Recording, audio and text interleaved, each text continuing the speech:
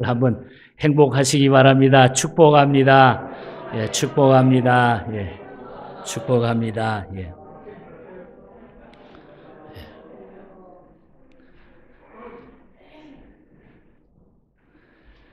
어떤 전도사님이 신학교 공부를 하다가 좋은 여성을 만나가지고 결혼을 했습니다.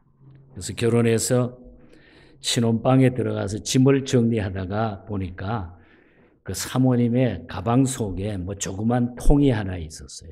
그래서 그 통이 뭐냐고 궁금해가지고 사모님한테 물었더니, 그랬더니 사모님은 다른 것은 몰라도 이것만은 절대로 열어보시면 안 됩니다. 그러니까 절대로 이거는 비밀입니다. 보지 마세요. 이렇게 부탁을 해서. 그래서 하도 궁금해서 보고 싶었지만은 약속을 했습니다. 그런 후에 이제 목사 안수도 받고 목회를 열심히 했는데 30년의 세월이 지나갔습니다. 그래서 이사를 가가지고 어떤 곳에서 이제 목회를 열심히 잘하고 있는데, 목회를 이 교회 하다 저 교회 하다 옮겨서 마지막에 이제 가가지고 이사를 했는데 그 통이 생각이 나서 통을 가만 보니까, 그 통을 밖에서 이렇게 보니까 거기에 돈 200만 원하고 콩이 3알이 딱 들어있는 거예요. 그래서 이게 뭐냐고 도무지. 그랬더니 이 사모님이 하는 말이, 내가 사실 그동안 당신하고 결혼해가지고 살면서 당신이 설교할 때, 신방 설교나 교회 설교나 설교할 때마다 졸음이 올 때마다 콩을 하나씩 집어넣습니다. 그랬더니 콩을 하나. 그래서 이 목사님이 콩이 3개밖에 없으니까, 이야, 나는 대단히 성공한 목사다, 이렇게 생각을 했어요. 그래서 그럼 200만 원을 뭐냐 그랬더니 콩판 돈이에요. 그랬더니 예, 웃지 못하는 사람 무슨 얘기인지도 모르죠. 그래서 가끔 제 자신을 생각해 봤어요. 우리 집사람 혹시 숨겨놓은 상자가 없는가 하고, 아무리 찾아도 상자가 없더라고요. 다행히. 오늘 우리 선교주일에 한 여인이 전한 예수님, 우리가 잘 아는 요한복음 4장 하면은 사마리아 여인 딱 생각이 나잖아요. 오늘 이 말씀을 통해서 우리 새로운 각도에서 하나님이 우리에게 주시는 복음의 회복을 다시 한번 가져오기 위해서 이 말씀을 선교주일에 나누려고 합니다. 예수님 당시에 유대 나라는 3지역으로 이렇게 나누어져 있었습니다. 저도 그쪽을 다 다녀봤는데 가서, 북쪽은 갈릴리 지방입니다. 이 갈릴리 지방은 대부분이 보면은 어부들과 서민 대중이 모여 사는 그런 지역으로 되어 있습니다. 그리고 중부 지방이 있는데, 중부 지방은 바로 사마리아입니다. 이 사마리아는 이방 민족과 결혼한 사람들이 주로 모여 살았어요. 그러니까 다른 사람들이 그 사마리아 지역을 별로 좋아하지 않았다는 거죠. 그리고 남쪽 지방은 유다의 예루살렘이 있기 때문에 주로 종교, 정치, 경제 지도자들과 정통성을 자랑하는 유대인들이 남쪽에 모여 살았습니다. 예수님 당시에 이렇게 구별이 돼 있었는데, 문제는 사마리아를 대하는 유대인의 시각이었습니다. 유대인들은 사마리아인을 이방인으로 취급을 했고 구원에 제외된 사람으로 이렇게 취급을 했습니다. 그리고 대부분 사람들은 사마리아 사람들을 마치 더러운 짐승을 대하듯 하고 상종하기를 꺼려했어요. 그래서 예수님 당시에 그런 일도 있었잖아요. 어떤 여인이 참 개 취급받으며 살았는데 개도 상에서 떨어지는 음식을 먹지 않느냐 하면서 자기 스스로의 이방인인 사마리아인을 자칭했던 그런 모습을 우리가 보게 됩니다. 그만큼 사마리아 지역과 사마리아 사람들은 사람 대우를 받지 못하고 살았던 그때입니다. 유다 지방에서 북쪽으로 갈릴리 지방을 가려고 하면 반드시 그 사마리아를 통과해야 되는데, 유대인들은 이 사마리아 동네를 피하기 위해 가지고 외곽 도로로 항상 돌아다녔다는 거예요. 그 사마리아를 통과하기도 싫어했다는 거죠.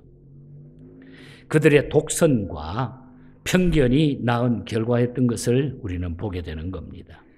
그런데 오늘 이 본문 요한복음 4장의 말씀을 보면은 그러한 유대인들의 통념과 간행을 다 뒤엎고 우리 예수님이 사마리아를 거쳐서 갈릴리로 가시는 도중에 어떤 여인을 만나서 구원의 복음을 전했다고 하는 이 사실을 오늘 우리에게 전하고 있습니다. 4장 3절에 보면은 유대를 떠나서 갈릴리로 가실새 그냥 그대로 바로 사마리아를 통과하고 계시는 겁니다. 4절에 보면은 사마리아로 동행하여야 하겠는지라 사마리아로 그냥 지나가는 겁니다. 예수님은 일부러 제자들과 함께 다른 사람들처럼 외곽도로나 순환도로를 선택하지 않고 사마리아 복판을 그냥 쭉 통과하시는 것입니다. 그리고 사마리아의 중심이 있는 수가라고 하는 마을 우물가에 물 길러 나온 한 여인을 만나게 되는 겁니다. 4장 7절을 보면은 사마리아 여자 하나가 물을 길러러 나왔다 그랬습니다.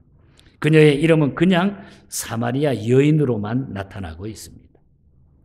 물론 그 당시 사회 관습이 여자는 숫자에도 들지 못했습니다마는 그녀의 경우 정말로 이름 없는 여자, 이름을 밝힐 수 없는 여자, 가명을 쓸 수밖에 없는 그런 여자였다고 하는 사실을 보게 돼요.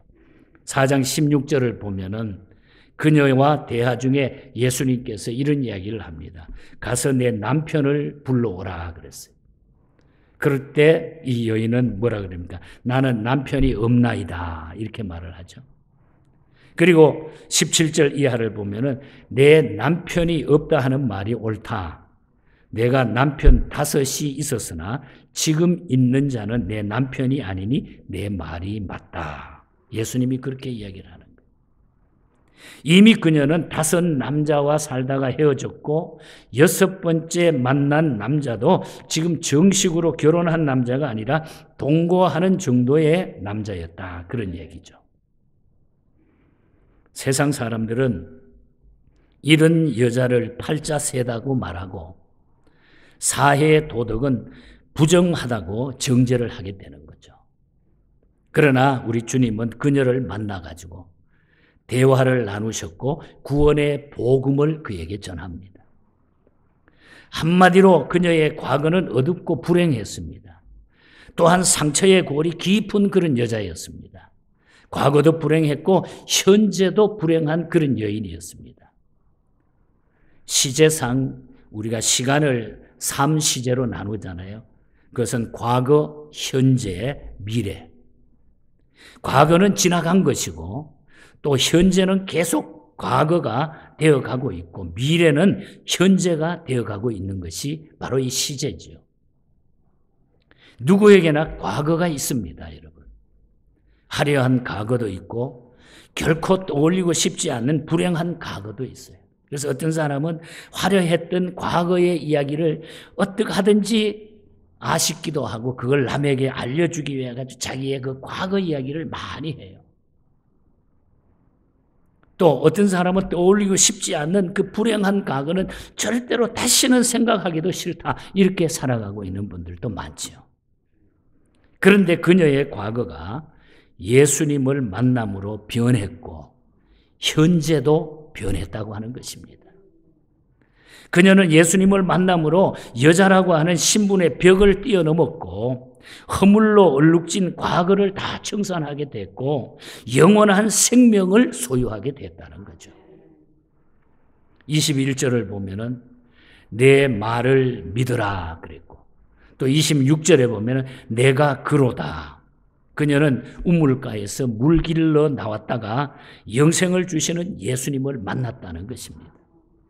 중요한 것은 예수님을 만나고 난 후에 그녀가 취한 행동이 오늘 본문에 나타나고 있는 거예요. 저는 오늘 이것을 선교주일에 나누려고 합니다. 예수님 만나고 난 후에 이 여인이 어떻게 삶이 바뀌었고 어떻게 행동했느냐. 뭐 우리 옛날에 영화 제목이 과거는 묻지 마라 그랬는데 과거는 다 사라진 거예요. 예수님 때문에. 자, 그러면 첫 번째로 보니까 예수님 만나고 나가지고 이 여인의 행동이 물동이를 버려두고 동네로 들어갔다고 하는 행동이 나타나요. 물동이를 버려두고 동네로 들어갔다. 4장 6절에 보면 그녀는 사람들의 발길이 뜸해진 한낮 6시에 물길로 나왔다. 이 6시는 지금 우리 시간으로 하면 정오입니다. 12시에. 낮 12시를 말합니다. 이유는 자신의 처지와 신분이 자랑스럽지 못했기 때문에 남의 눈을 피해서 그때 그 시간이 제일 남의 눈을 피할 수 있는 시간이기 때문에 그때 물길로 나왔다는 거죠. 그런 그녀가 생명의 물이신 예수님을 만나고 난 후에 물동이를 버려두고 동네 속으로 들어갔다. 무슨 얘기입니까? 그녀가 동네로 들어갔다는 하는 것은 그녀가 그토록 피해 다녔던 사람을 찾아 들어갔다는 거예요. 그동안에는 그 동네 사람을 피해서 살았어요. 저 사람들 만나기만 하면 자기에게 손가락질하고 저 사람들 보기만 해도 부담이 됐는데 이제 그 사람들 틈 속에 예수님 만난 후에 그쪽으로 다시 갔다는 거예요. 바뀌어졌다는 거죠. 삶의 체인지가 왔다는 거죠. 예수님은 그녀의 자존심을 바꾸어 주셨습니다. 비굴함을 치료해 주셨습니다. 행동을 변화시켜 주신 것입니다. 그녀가 예수님 만난 간격을 주체할 수가 없는, 예수님 만나고 보니까 야, 내가 인생을 정말 잘못 살았는데 이제부터는 내가 그렇게 살 것이 아니라 이렇게 살아야 되겠다 하는 것을 이 여인은 스스로 깨달은 거죠. 제가 1992년부터 95년 사이에 그때 처음 92년에 선교를 시작했으니까 한참 초창기에 중국에 들어가서 복음을 전하면서 그때는 설교를 뭐 4시간, 3시간 보통 하고 밤을 새기도 하고 그냥 모이면은 그냥 만나기 싫어가지고 헤어지기 싫어가지고 그냥 밤새도록 얘기 나누고 이랬던 때에 그때에 어떤 자매가 예수님을 영접하고 은혜를 받았어요. 그래도 우리 조선족 가운데 꽤나 잘 사는 아파트를 한 채 가지고 있는 이런 자매인데 너무너무 하나님 앞에 은혜를 받고 감사해가지고 그 아파트 살던 것을 목사님 내 이거 팔아가지고 선교에 인수고 중국 선교할 겁니다. 그래서 한 여성이 자기가 있는 아파트를 팔아가지고 선교를 하기 시작했는데 그것이 우리 올림픽 월드미션의 초창기에 선교하는데 엄청 힘이 됐던 그런 역사를 가지고 있습니다. 예수 믿고 나니까 확 바뀐 거예요. 삶이 바뀐 거예요. 이것이 중국 선교의 큰 씨앗이 되었습니다. 큰 씨앗이 되었습니다. 그래서 우리가 주보를 보지만 지금도 많은 교회들이 그때에 시작해가지고 하나하나 만들어지기 시작하고 돕기 시작하고 지도자들이 훈련받기 시작하고 놀라운 역사가 일어나기 시작했던 거예요. 은혜 받은 경험, 예수님 만난 경험이 있는 사람은 감격이 차고 넘쳐 흐르게 돼 있어요, 여러분. 그 기쁨과 감격을 주체할 수가 없다는 거죠. 그녀 역시 그 감격 때문에 물동이를, 자기가 생명 같은 물동이를 버려두고 동네로 들어갔다는 거예요. 자기가 미워했던 사람, 자기를 제일 싫어했던 그 사람들 앞에 그냥 들어갔다는 거예요. 예수님 전하기 위해서. 왜 감격이 없고 우리는 기쁨이 없을까요, 여러분? 왜 신앙생활과 교회생활에 그런 감격과 기쁨이 없을까요? 그것은 결코 정상이 아니라는 거예요, 예수 믿는 사람에게. 예수님 만나면 물동이가 문제가 아닙니다, 여러분. 내가 구원받은 증거는 평안하고 기쁘고 감격스러운 거예요. 내가 주님의 이름으로 말미암아 예수 그리스도의 복음으로 말미암아 내가 구원받게 되면 나에게 평안과 기쁨과 감격스러운 일이 우리에게 생기게 돼 있다는 거예요. 80년대 미국에서 그에게 복권에 당첨된 자 있었는데 그분이 그 충격으로 심장이 멎어가지고 죽은 사람이 있어요. 너무 충격을 받아가지고. 여러분, 복권에 당첨된 사람의 경우 그 당첨의 기쁨은 잠깐이고 그 이후엔 걱정, 근심이 더 크다고 그래요. 어떤 목사님이 자기 교회 권사님, 나이 많은 권사님한테 신방을 갔더니 권사님이 벽에다가 뭐 이렇게 보니까 주택 복권을 샀는데, 권사님 이거 왜 이렇게 붙여놨어? 내가 주택 복권을 매일 사는데 여기 한 장 붙여놨는데, 근데 목사님이 가만히 봤더니 그 다음에 신방하고 돌아와가지고 딱 봤더니, 아니 이 권사님이 주택 복권에 당첨이 된 거예요. 그래서 야, 이거 갑자기 얘기하면 권사님 또 놀래가지고 기절할까봐 목사님이 어떻게 해서 이걸 알려드릴까 막 이렇게 고민하다가 그래도 가서 알려드려야지. 그래서 권사님한테 가가지고 권사님 이 복권에 권사님이 만약에 당첨되면 그 돈 어떻게 할 거예요? 그랬더니 뭐 당첨이 되겠어. 뭐 매일 해서 장난으로 했는데 뭐 당첨 안 될 거야. 그러나 당첨되면 내가 목사님 줄게. 목사님께 드릴게. 그랬더니 목사님이 그 자리에서 기절해버리고 말았어요. 여러분, 세상의 것들은 잠깐 동안 지나가는 거예요. 그런데 예수 믿고 받은 평안은요, 그 어떤 것과도 비교할 수가 없어요. 빼앗을 수가 없어요. 세상에 기절하는 거, 거기에 비교할 수가 없는 거. 우리는 예수 믿고 그 감격적인 기쁨이 우리가 기절할 수 있을 만큼 좋아야 된다는 거예요. 그것은 주님이 직접 주시는 기쁨이요, 평안이기 때문에.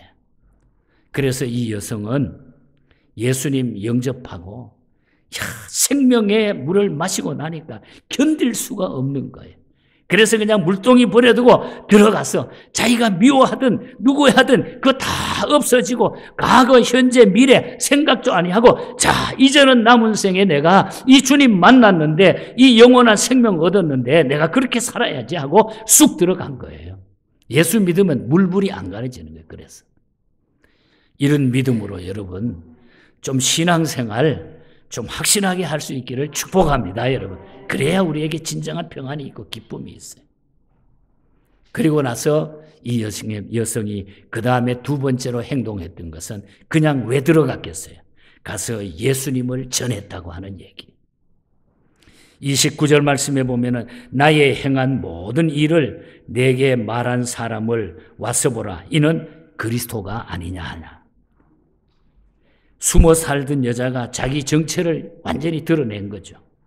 소극적인 여자가 적극적으로 변했습니다.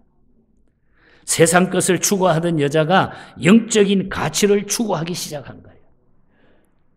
체면과 자존심과 죄책감으로 고민하며 살던 여자가 떳떳하게 머리 들고 예수를 증거하기 시작했다, 그 말입니다. 삶의 변화가 왔다는 거예요. 완전한 삶의 변화가 이루어졌다는 거죠. 누가 거기에 손가락질을 할 수 있느냐 이 말이에요. 남자는 주머니가 두둑해지면 거만해진답니다. 여자는 이쁘다는 소리를 10번 이상 들으면 거만해진다 그래요.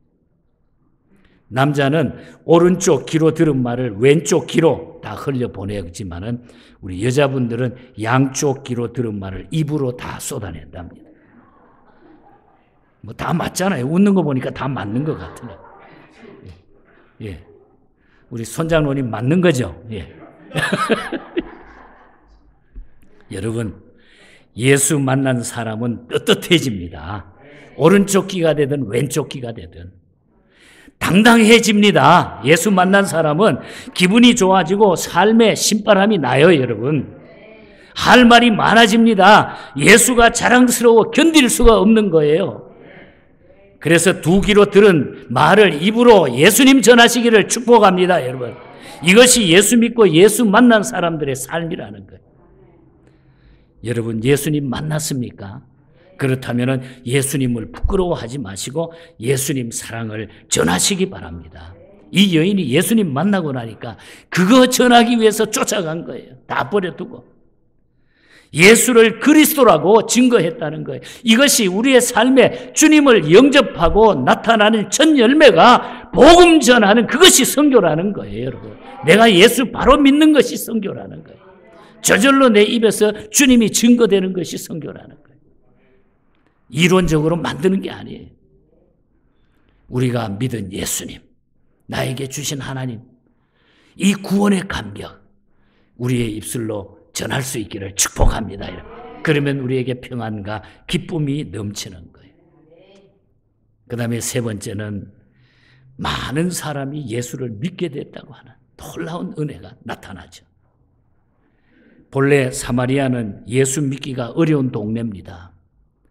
그곳에는 황금, 송아지, 우상이 만들어져 있었죠.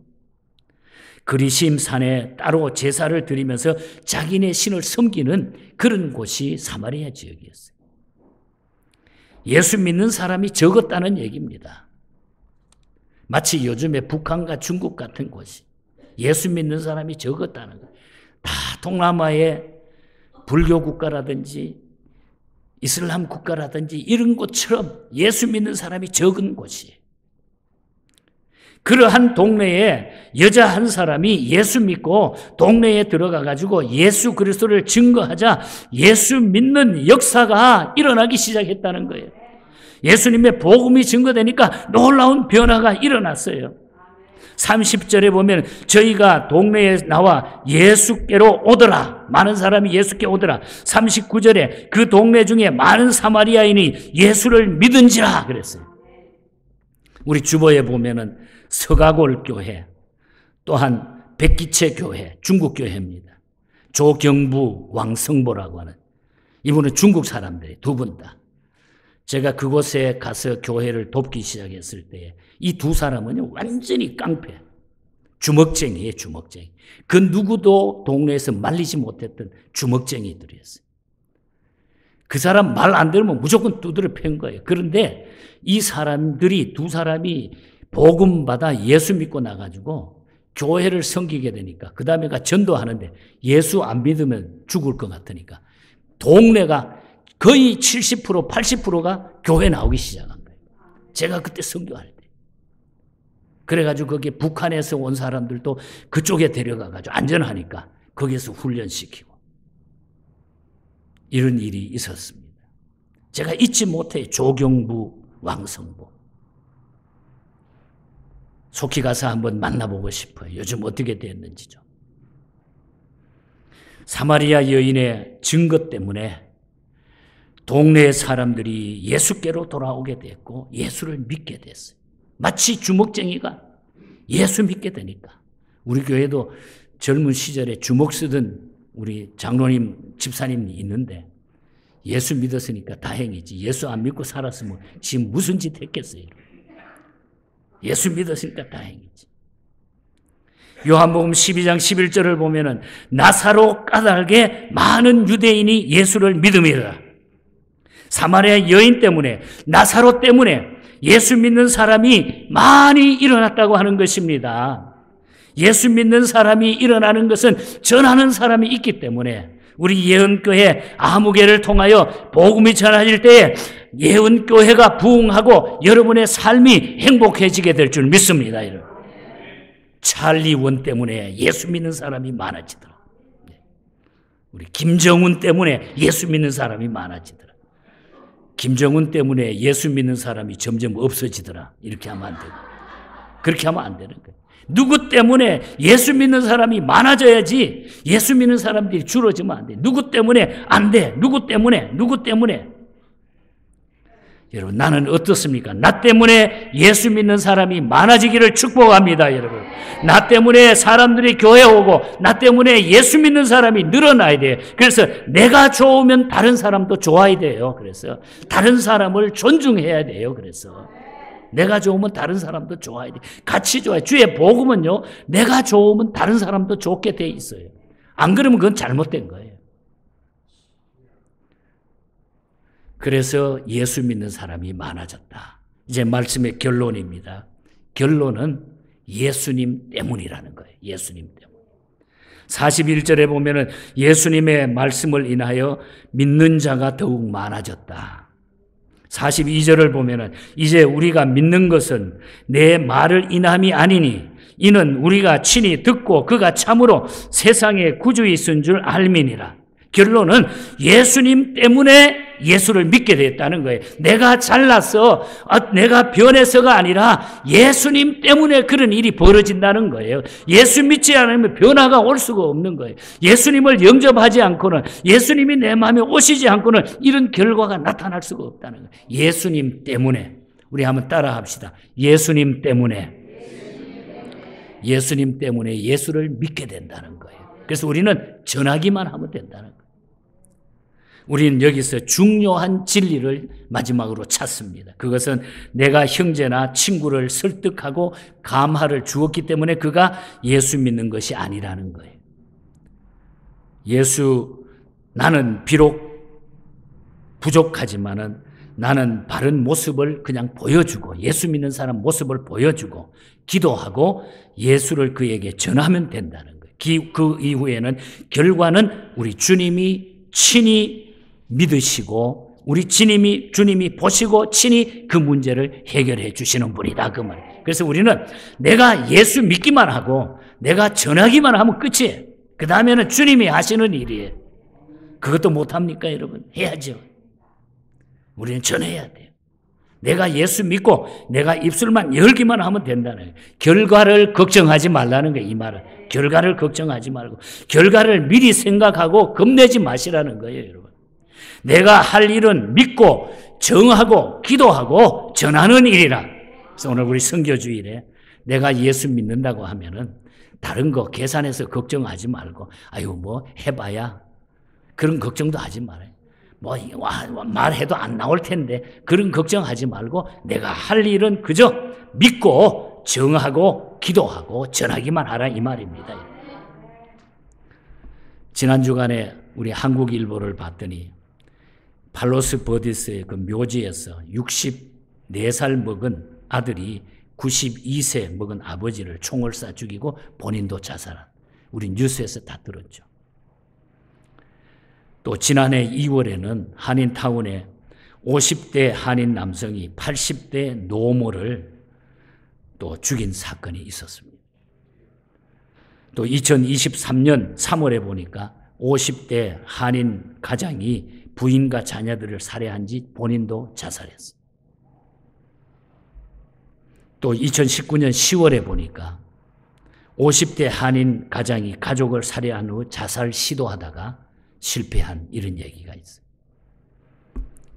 이러한 사건이 일어나고 그 배후에 왜 이런 일이 벌어지느냐, 심리학자들이나 전문가들의 이야기, 그 결과를 봤더니 대부분의 큰 사건을 일으키는 자들 모두가 정신적인 문제가 있었다는 것. 정신적인 문제. 저는 이것을 생각하면서 지금 이 시대에 우리 주변에는 영적인 우울증 환자가 너무너무 많다는 거예요. 우울증은 언제 어떤 일을 저지를지 모르는 거예요. 만일 이것을 치료하고 우리가 고치게 되면 괜찮은데 그냥 두면 계속해서 이런 범죄는 계속 일어난다는 거예요. 그래서 우리는 예수 믿게 했다고 하면 이런 끔찍한 사건은 거의 일어나지 않았다고 저는 생각을 합니다. 그래서 오늘 세계는 영적 우울 환자가 많은데 계속 내버려 두면 안 되고 이들에게 우리가 치료할 수 있는, 이들이 살 수 있는, 이것을 고칠 수 있는 것은 예수님밖에 없는 거예요. 예수님밖에. 예수 정신밖에 없다는 거죠. 전 세계를 우리가 바라보면 미국만 그런 게 아니고 우리 주변만 그런 게 아니고 온 곳곳에 이제는 이런 일들이 그저 평범하게 비일비재하게 일어나고 있다는 거예요. 우리는 어서 빨리 영적 우울증을 앓고 있는 이 시대를 향해서 복음을 선포하자, 이 말입니다. 복음을 선포해야 돼요. 사는 길은 예수밖에 없습니다, 여러분. 사마리아 여인처럼 예수를 증거해야 합니다. 물동이를 버려두고 동네로 들어간 것처럼 우리의 자존심, 체면, 지위라고 하는 이 물동이를 다 내려놓고 주의 복음을 전할 수 있기를 바랍니다. 여러분, 놀러가자 못된 데 잘하는 말보다 예수 믿고 구원받자는 얘기는 떳떳하고 당당한 얘기가 아닙니까? 부끄러워할 이유도 없고 주저할 이유가 없다는 것입니다. 작정하고 기도하고 전할 수 있기를 바랍니다, 여러분. 주님께서 역사하시는 줄 믿고 우리는 실천하기를 바랍니다, 여러분. 영적으로 풍랑에 휩싸인 이 세상, 거센 풍랑에 휘말리는 이 시대에 우리는 거기에다가 예수 그리스도의 생명줄을 던져서 그들을 구원할 수 있는, 이것을 위해서 지금까지 우리를 하나님은 남겨두셨습니다. 에드워드 뉴포드 목사님이라고 하는 분이 계십니다. 이분은 늘 바다를 좋아했습니다. 시간이 나면 바닷가에 가서 해난 구조 군인들이 훈련하는 그것을 지켜보기도 하고 바다의 풍경을 바라보기도 하고, 그런데 하루는 바닷가에 서서 해난 구조대원들이 훈련하는 그 과정을 봤어요. 막 물에 빠져 있고 거기다가 줄을 던져가지고 그 사람을 구원해내고 이런 훈련하는 것을 보고 머릿속에 이분이 영적으로 기도하는 중에 말씀이 떠올란 거예요. 그래서 라이프 레인이라고 하는, 생명줄이라고 하는 시를 쓰게 됩니다.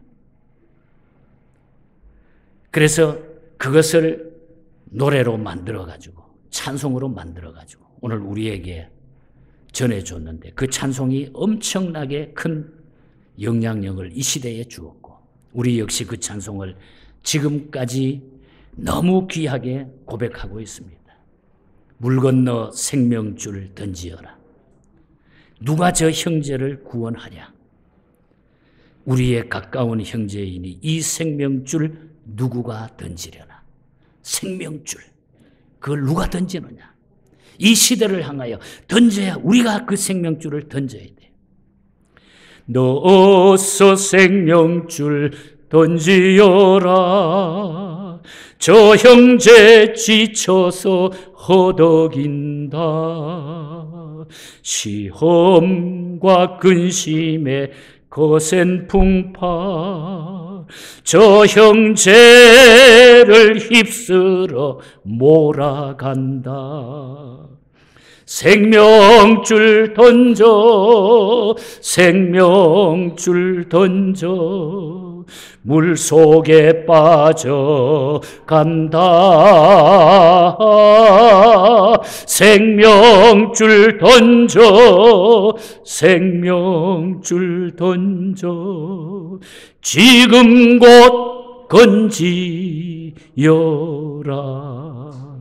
지금 곧 건지여라. 내일로 미루는 게 아닙니다.